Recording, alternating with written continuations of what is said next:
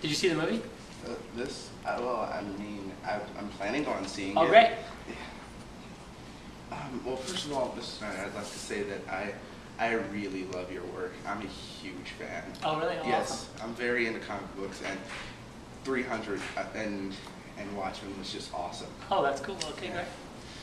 Okay, well, let's see, let's get on to the interview.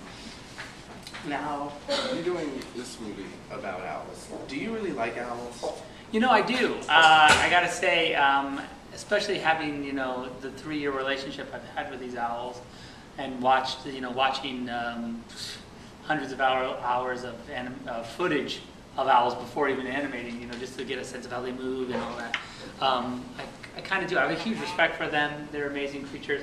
The one thing also that's fun about owls is that, you know, for purposes of animation, is that, you know, because owls have like that kind of facial disc, you know, they have that sort of almost like the only bird like with a face, and so we could really, you know, use that in our, you know, for the animation. You know, they have like little cheeks and eyes, and you know, they can actually make a face, even though we used it, you know, in sort of almost a photorealistic way rather than like a, what do you say, like a cartoon. It's not like a cartoon. Right. Yes. It looks very real. It looks like a picture of an owl on a poster.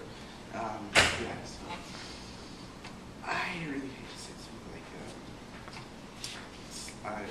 I'm not really a fast writer, so. No, that's fine. Okay.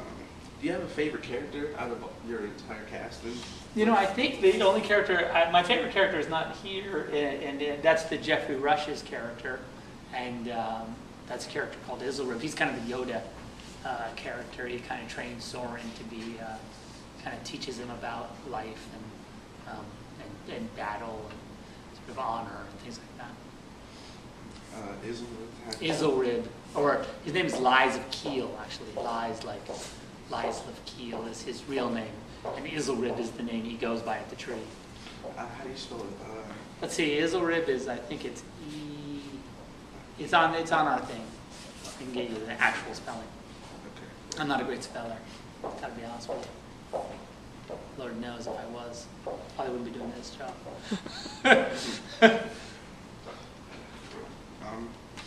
Now, I believe this is a more family-oriented film, right, than 300? Oh yeah, you could say that. It's PG,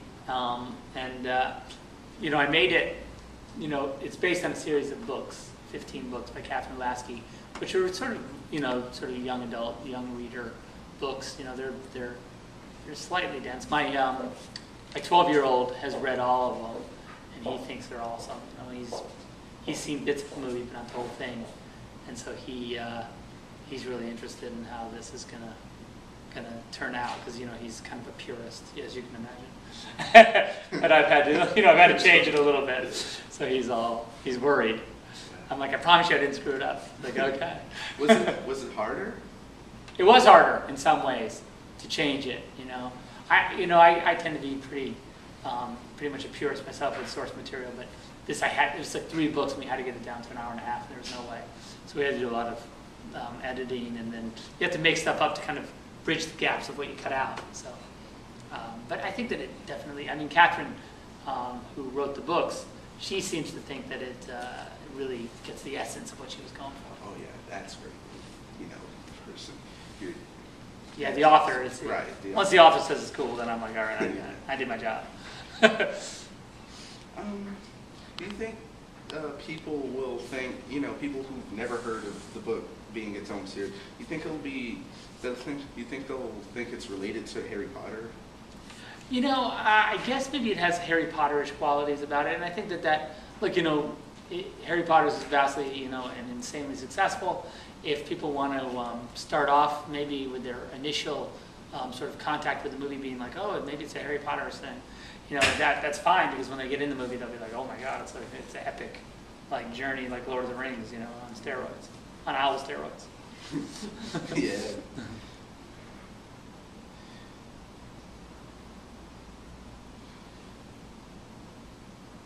Okay.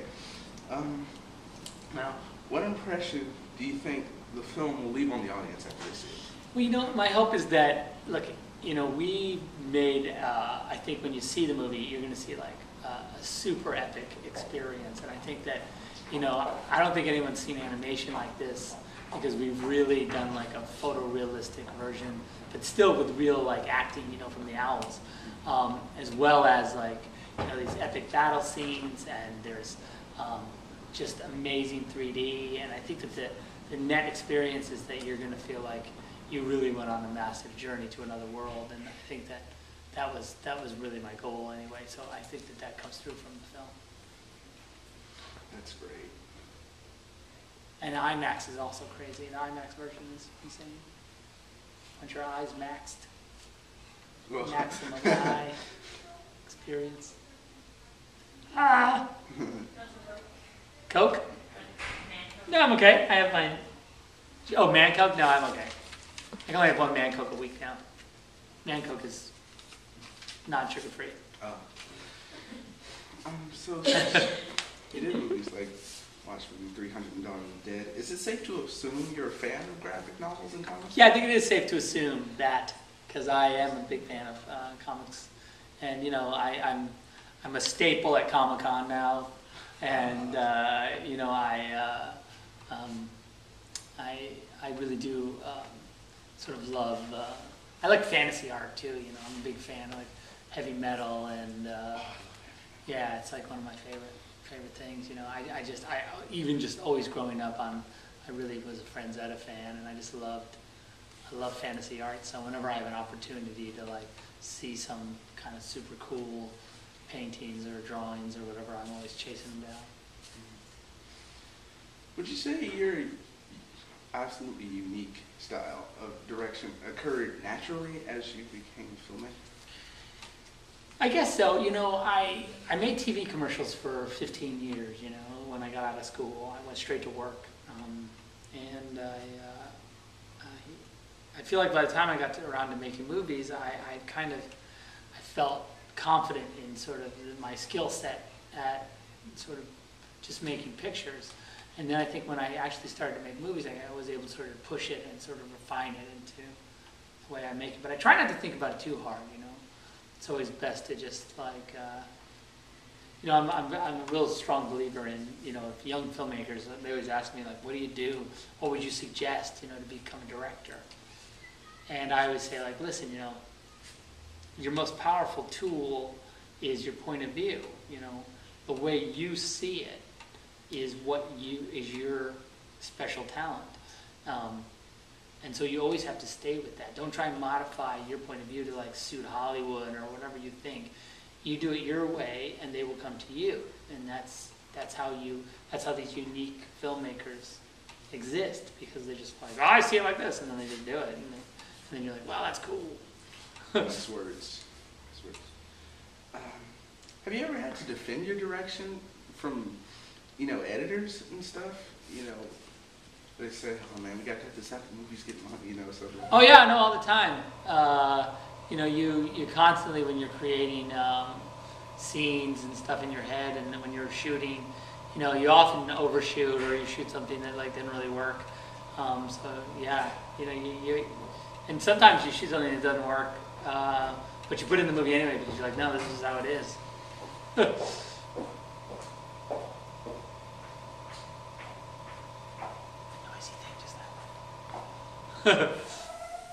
Oh.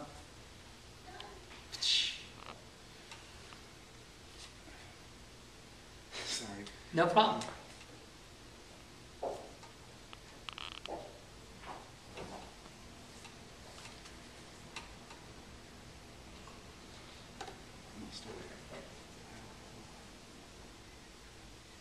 Great. Oh, do you ever yell cut? Do you ever go cut on the set? I actually do. Unfortunately, that's the actual universal term for stopping. So you end up saying cut, cut, cut. Or I say actually cut her down. I say that sometimes.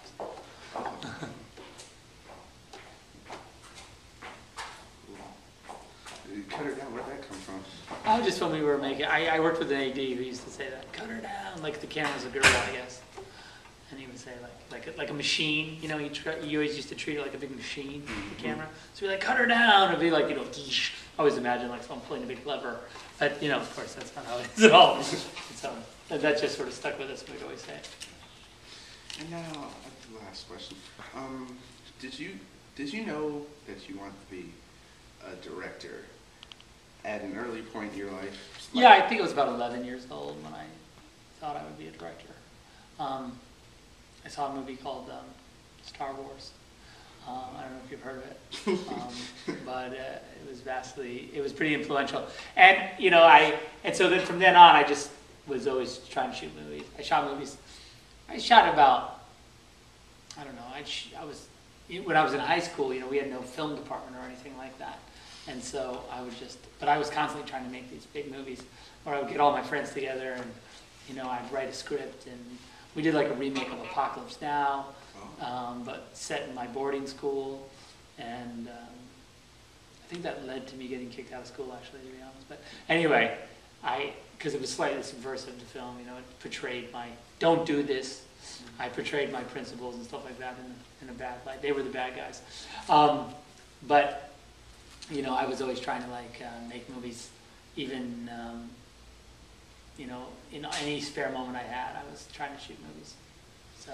Sounds like a passion. It was a little bit of a passion, I gotta say. And my mother was really supportive, so she got me my camera and my film, and she was always encouraging me to shoot. So it's always good to have someone to support you. Oh yeah, definitely. My parents, support me doing this, being a journalist, and hey, look where it got me. I'm here being Zack Snyder. Right? Yeah, exactly. That's cool. All right. Well, I believe that is every question, Mr. Snyder. All right, awesome. I have one more. Can you just talk a little bit more about the owls and how you did you spend a lot of time with them before you were doing this to get their listen, the thing that's cool nuances? Is Catherine, when she wrote the book, in her mind, she was going to write a book, a science book about owls. And then she ended up writing this crazy, Lord of the Rings thing, I guess she was staring at the owls for so long, they started, in her mind, I guess they started talking or something.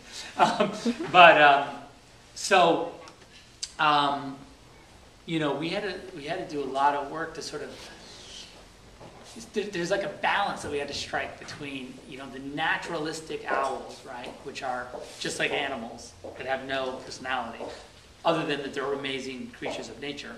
But when they look at you, there's this cold kind of, are you food? No. Are you food? That's how kind of when you watch them, if you hear that dialogue, that's what they're saying. So we needed the owls to be naturalistic. But what we didn't know was how much humanity, sort of anthropological humanity, is that the right word? Anyway, we had to put in them to get the audience to sort of connect with them as if they were, reasoning beings, that had reason and could talk and made moral decisions and all that. So that was a really interesting process to kind of, we did an experiment where we'd say, okay, this is 10% human, 90% animal. And you'd be like, okay, that's too much animal. Until we got to the point where, we found a balance. And I don't know what the exact percentage is, but if you see it, it's the difference between when the owl is talking, he actually gestures with his wings and furrows his brow, but it's still using the sort of frame of an owl. And then every now and then, what we did is we found that with the bad owls, we made them more naturalistic, more colder. And I think it worked good. Cool.